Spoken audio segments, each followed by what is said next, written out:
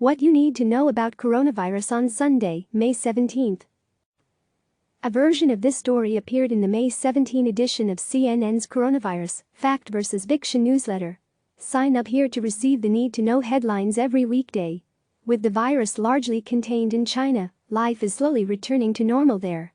Lockdowns have eased, while some schools and factories have reopened. But the country's top medical advisor, Dr. Zhong Nanshan, tells CNN that a potential second wave of COVID-19 infections remains a big challenge. That's because we don't know whether people develop immunity to the virus after contracting it. There have been worrying signs.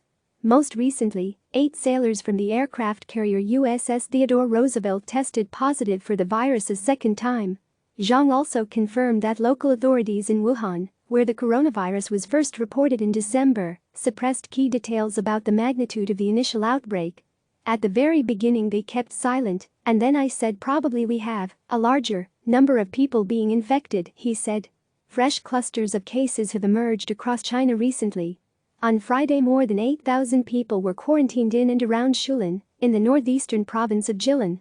Fears of a potential second wave have also rattled South Korea, where confirmed cases believed to be linked to Seoul's nightclub cluster rose to 168 today. Many from the country's LGBTQ community, which still faces discrimination in South Korea, frequent the nightclubs. And fears of having their sexuality outed have kept some patrons who were potentially exposed from coming forward. As global leaders weigh the risk of second waves of infections with the need to reopen their economies, people are increasingly losing patience. Protests against lockdown measures spread this weekend in the United States, Germany, and the United Kingdom. You asked. We answered Q, my kids don't want to wear a mask. What should I do? A. To ease their fears, try buying or making masks with fun designs. Or have your child customize his or her own mask by drawing on them with markers. You can also order children's face masks with superheroes on them, or show your kids photos of their favorite celebrities wearing masks. It's also important to wear a mask yourself. And let them know that, by wearing one, they'll be just like mom or dad. Send your questions here. Are you a healthcare worker fighting COVID-19? Message us on WhatsApp about the challenges you're facing, +1 347 322 0415. What's important today? Coronavirus spreads across Russia. Russia has the world's second highest number of confirmed coronavirus cases after the United States. Moscow has been hardest hit, with more than half of the country's roughly 281,000 cases. But the virus is spreading across the country, a landmass that covers 11 time zones and includes remote and impoverished places. Nathan Hodge reports on Russia's inequalities and its decrepit healthcare system. The generational divide. I feel like my generation has just received no breaks, said Rachel Friend, a 30-year-old Florida mom of 2. When I graduated high school in 2008, it was a recession. Now, here I am, I just started a family, and I'm basically in another recession. While older generations endure higher physical risks from the coronavirus, it's younger Americans who will likely suffer the economic fallout. Millennials face another once-in-a-generation economic disaster, and Generation Z will likely experience a decline in their long-term pay and job prospects. U.S. relies on India for generic drugs, but China controls supply chain. Generic drugs in the U.S. represent 90% of all prescriptions. And 1 in every 3 pills is produced by an Indian generic drug manufacturer. But India gets around 68% of its raw materials, active pharmaceutical ingredients, from China.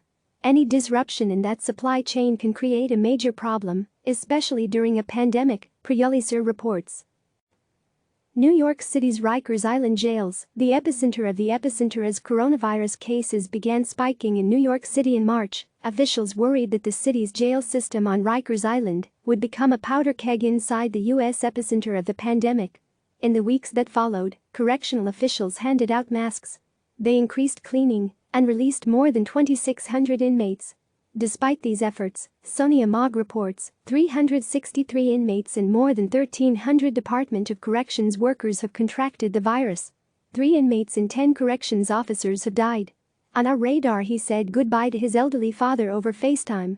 Now he's donating iPads to local medical centers so families can stay connected. A mother and daughter left Arkansas to work at the epicenter of the U.S. pandemic. Nepal has recorded its first coronavirus-related death. Former U.S. President Barack Obama said yesterday that the folks in charge don't always know what they're doing, in rare public criticism of the Trump administration. An Alaskan makes a 14-hour boat trip to Costco every week to supply his small city with groceries amid the pandemic.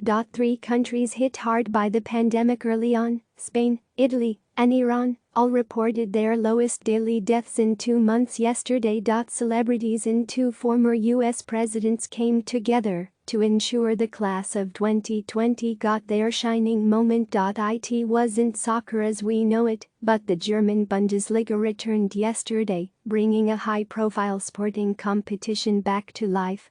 Today's top tip: how to keep your preschoolers learning while staying sane. Homeschooling during the COVID-19 crisis, particularly with younger children, has generated anxiety, conflict and resentment among parents who need to be calm, sensitive and emotionally available to their children during this difficult time, says Erica Kamiser, a licensed clinical social worker and parent guidance expert.